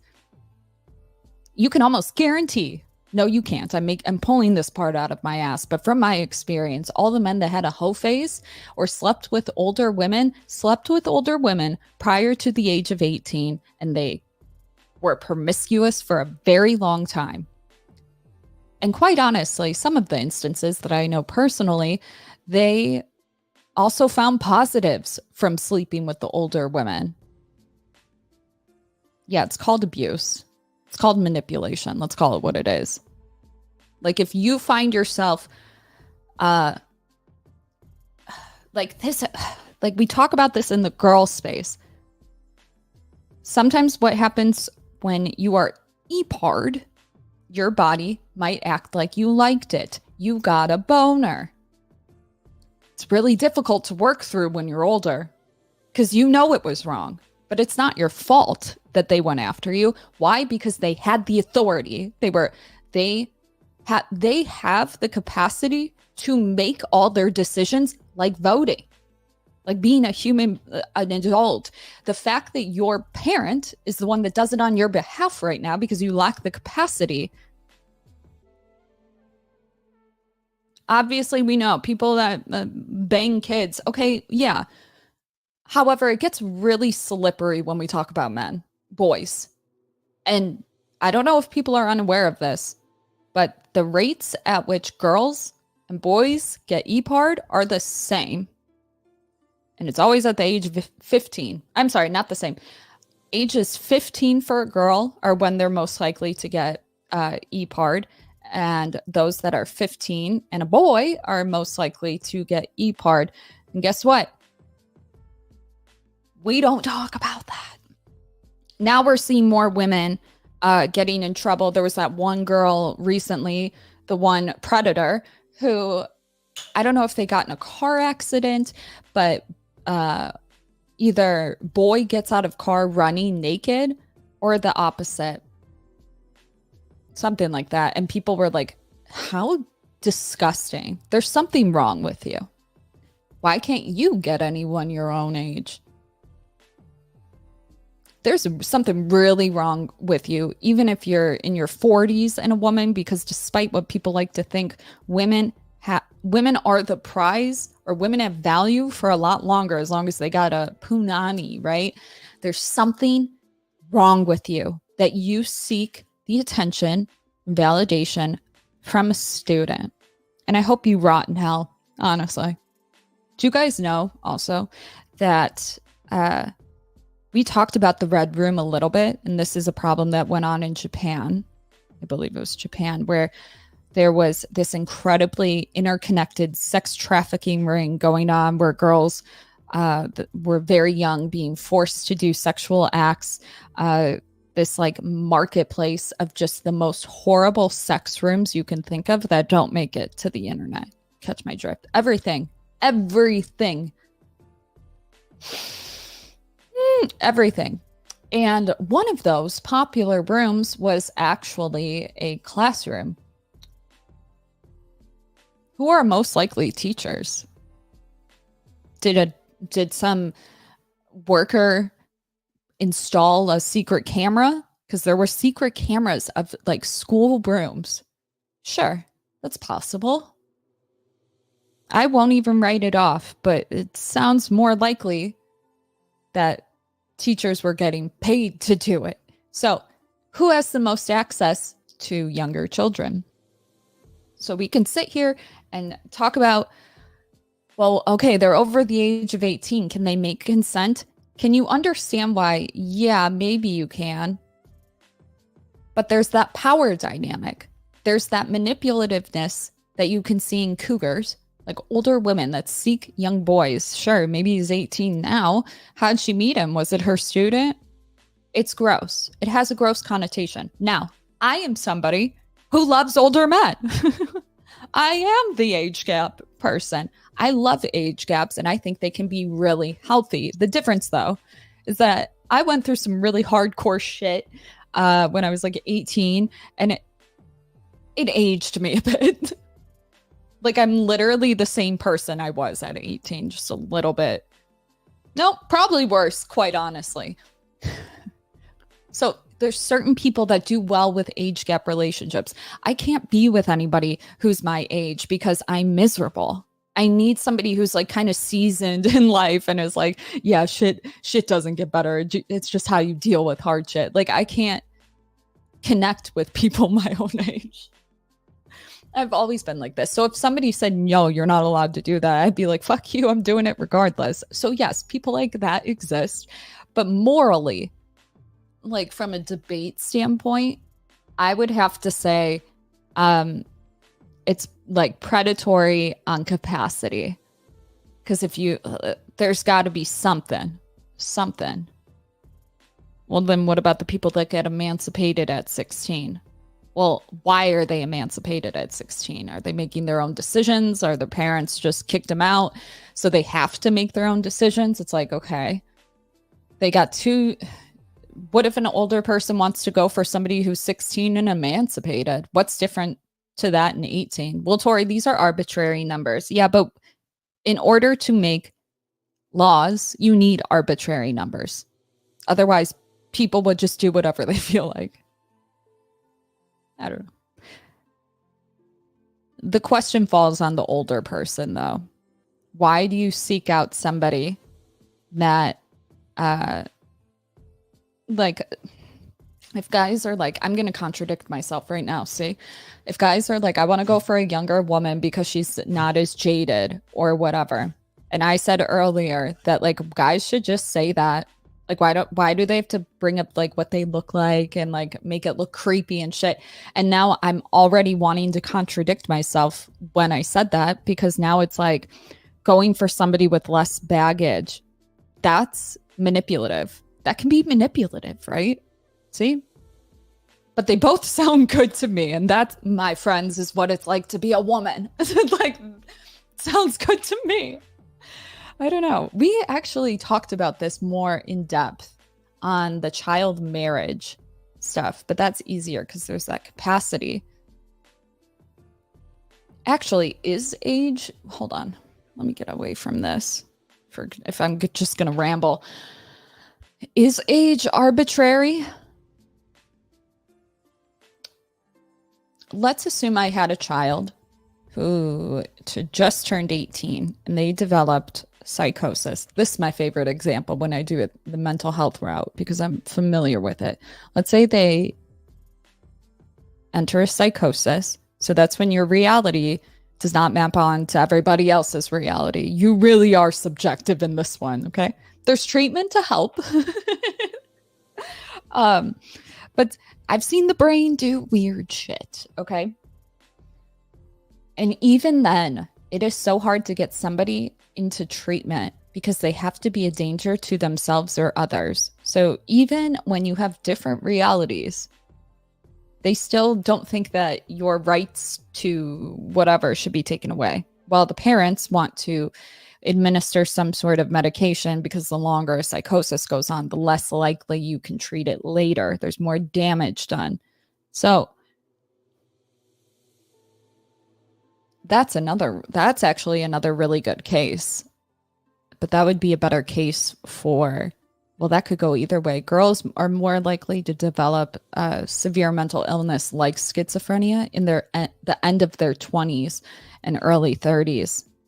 That's, guys, when I tell you that it's probably better to date somebody 25 and up, don't underestimate the fact that they can develop a psychosis later. Seriously. Like, I'm there. If I can make it to 30, we're in the clear. But y'all, genetics ain't no joke. And guess what? The whole John Micah, that I will bet money, and I've said it from day one, that is what happened. He married somebody who developed psychosis and went batshit. With love, rest in peace. There's obviously other components, but it's equivalent to your partner getting dementia, just more combative. And dementia patients are combative. It's no joke. And the difference between a dementia patient and somebody that enters a severe mental illness that they suffer from lack of insight, which is one of the hallmarks of the disease, is that the person with dementia is like willing to go to the doctor as long as you like bribe them a little bit. You want ice cream? Like, they'll go because they have a history of going on their own accord or whatever. It ain't the same in the reverse. It ain't. It's no joke. I would wait until they're out. A woman is at least 29 before you even marry them. And I hope they don't do any sort of... find out if she has it in her family. It's no joke. It's no joke. You think a bad marriage sucks? Good luck. Try to divorce somebody who doesn't have the capacity to sign the fucking legal forms. Good luck. I pray for you, honestly. Oh, that is hard. So But for boys, they develop those sorts of diseases in their early 18, 19, 20. So it also makes the case for why women who go for men in their peak sexual years, it's predatory. Also, it's predatory because let's say men can't get it up for a woman who's 30 something. Okay, so he goes younger, wants somebody hotter. Is that okay for women to do? Or is it giving predatory? Right? Her husband can't get it up for her, so she goes for somebody younger. You don't think that's predatory? Because that sounds one-sided to me. So you know exactly how young boys think and tick. And you know what it leads into because you were married to an older guy. You see, there's something that comes with knowledge. We all can conceptualize it. We don't have the words for it. I think I made a decent case for it, though. But that's also because I give predatory women shit. A lot of people don't. A lot of people don't see the issue with it yet, which is disgusting. Shame on y'all. Shame on y'all. Is it predatory for a woman who knows she had an OnlyFans, gets married, he finds out later? No, she took away your ability to make informed consent. Period. That's like it can all be predatory. Is age really the biggest thing? Kind of, from my experience, because your age, you might lose. Like, to a lot of people, 18 is adult. This is when you can make informed consent. From my experience, like I kind of get that, but what I really get is people being unable to not only legally consent or have capacity or what's the other one? Why am I forgetting that? There's capacity and then the same thing in the legal sense. There's clinically and then the legal sense. Do you know your name, your address, who's the president, whatever. But then do you know why you're here type shit? And it's like, sure, somebody can say yes, yes, and yes. And sure, psychotic people do it all the time. And then they end up going to a court case and pleading guilty for something that technically they wouldn't have done if they weren't in a psychosis. So is that moral? It's up to you. They still did the action. Yeah. But guess what? Thoughts, feelings, and emotions are biological. They change depending on hormones. Be very cautious before you think you know why you did something. But obviously we're talking about a very extreme example. So can we just, for a moment, since I'm on a roll with this topic, told you so about Brittany. Rest. She's not dead, but like, I told you. People are going to have to be dealt with the Brittany Spears dilemma. People are going to have to wrestle with the idea that was it morally sound to advocate and quite honestly pitchfork her father out of the position where he was handling everything. Because guess what? What's happened since she's been out of her conservatorship? She's been pulled over about 4 times without her identification. She's been intoxicated to the point where she is screaming profanities. Is she intoxicated according to reports? I think it's the illness. People forget that she was hearing voices back in 2006. People think, oh, I've been depressed before and I can take my med, blah, blah, blah. She's also been, the ambulance has been called on Brittany more than once. It's been in the news. And so you look at her and she looks disheveled and suffering, but at least she can spend her money. At least she can live in the way everybody has taken. See, people do this thing, it's solipsistic. They take somebody and think they attach or they project. They say, if I have bipolar and I'm functioning, why can't Brittany? And be very cautious before you think you know X, Y, and Z. Because from the shit that I've heard, Brittany has more than that. Now, I'm not claiming anything. It's all alleged. But listen, you got to be really effed up in this country to get your kids taken away from you. And I will leave it at that, especially when you're a celebrity and have that amount of money. And people are like, how'd she even get her kids taken away? Well, we looked at that video in the beginning of this. What did that woman have to do? She had to be in psychiatric treatment. Guess what? Her dad kept her kids on visitation. She doesn't see her kids anymore since the conservatorship, and I find that incredibly sad. So, while you might see it as a forced lobotomy, I see it as her dad gave her life back, and he's about to die now, for those that don't know. So, I think it's so sad, but she can do what she wants, but should she? The issue is that people are attaching their own sense of knowing what reality is to somebody that probably lacks it, from what I see. Am I projecting? Sure, but I've also seen recent videos. Her husband ended up divorcing her, the one that people thought he was just using her for money. I don't think he was using her for money. He was with her while she was medicated. That was the difference. And then when the conservatorship happened, what did he do? He claimed abuse. She beats the shit out of people, allegedly, in a lot of reports. Unmedicated. Sometimes it's really hard for some people to grasp, but some people need medication. Otherwise, all that happens is they just push themselves away from their family because they're too hard to be around. That guy divorced her.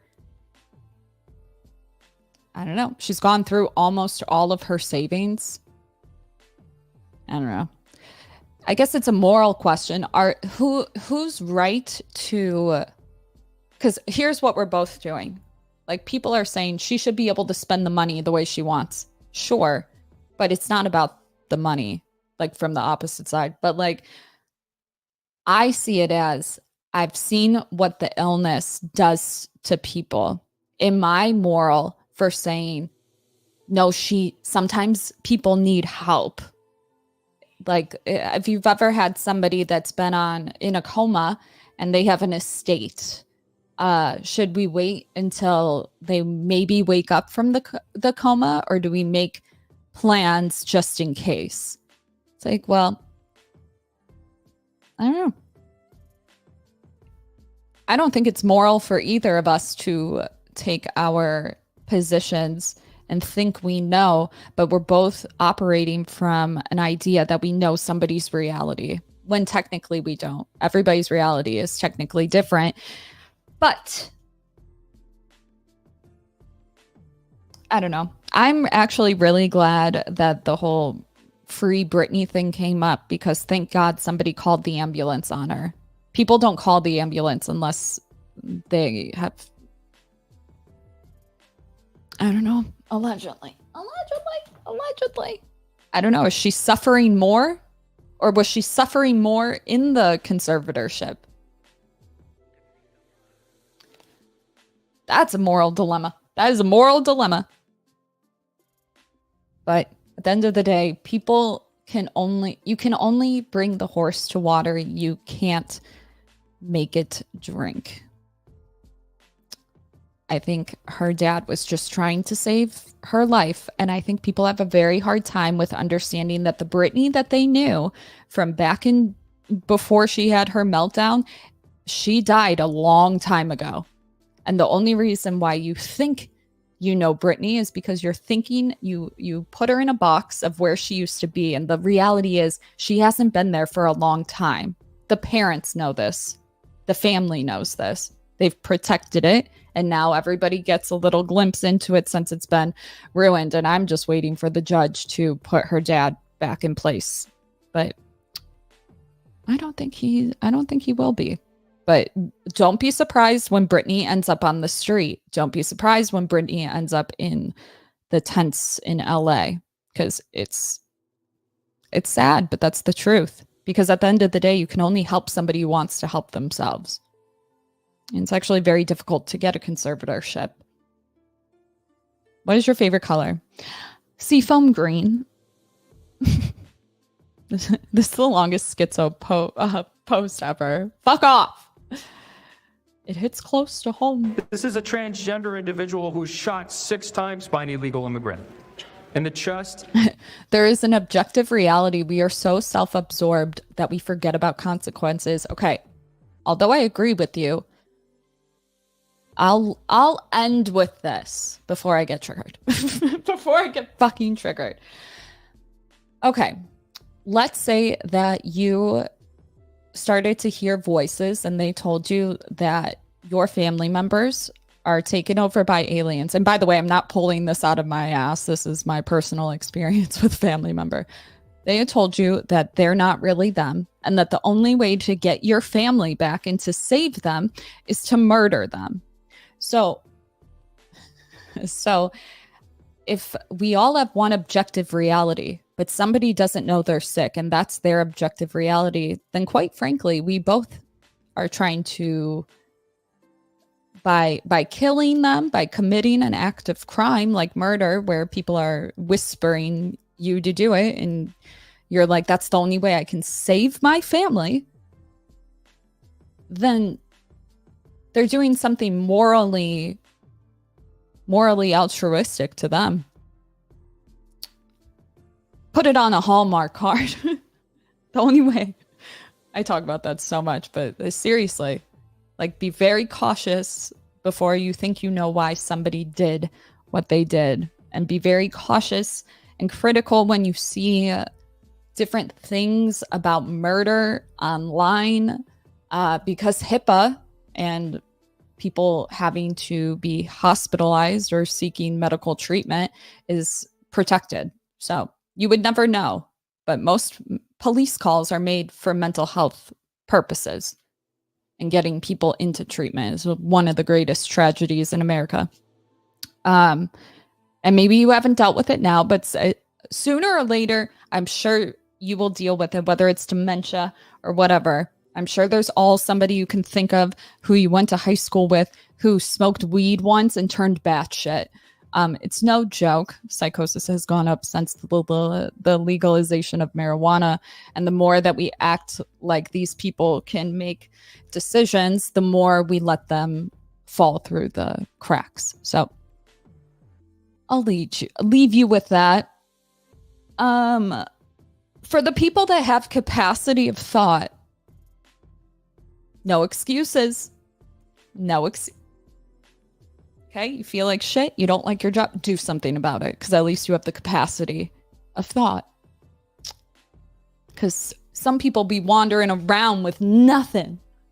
Okay, it is a beauty to have your brain health, even if everything feels like shit. There is an absolute power to having the ability to change your circumstances because you don't have a disease. And stop filming people having mental breakdowns in public, okay? I'm coming for you. Consider that a threat. Just kidding.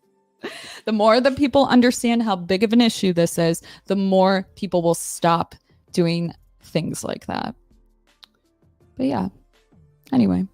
Do you guys think older women should be able to fuck children? I'm just kidding. Fuck teenagers? I'm just kidding.